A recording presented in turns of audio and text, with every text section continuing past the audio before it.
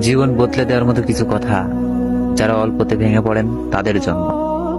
যখন তুমি নিজের রক্তের মানুষের দ্বারা কষ্ট পাবে, তখন একবার নবী ইউসুফ আলাইহিসসালামের কথা মনে করো।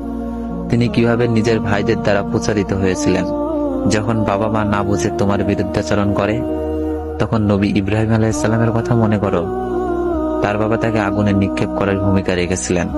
যখন তুমি সমস্যা থেকে পরিত্রাণের জন্য কোনো পথ পাবে না, তখন ইউসুফ আলাইহিসসালামের কথা ভাবো। তিনি কতটা সময় নিয়ে মাছের পেটে আটকা পড়েছিলেন। যখন তোমার নামে কেউ মিথ্যা অপবাদ ছড়িয়ে দেবে, তখন মা আয়েশা রাদিয়াল্লাহু আনহার কথা মনে করো।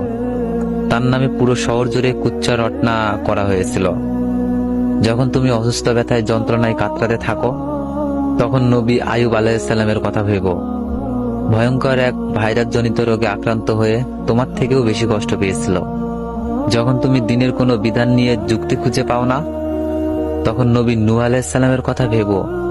তিনি কোনো প্রশ্ন ছাড়াই মরুভূমিতে নৌকা তৈরি করেছিল।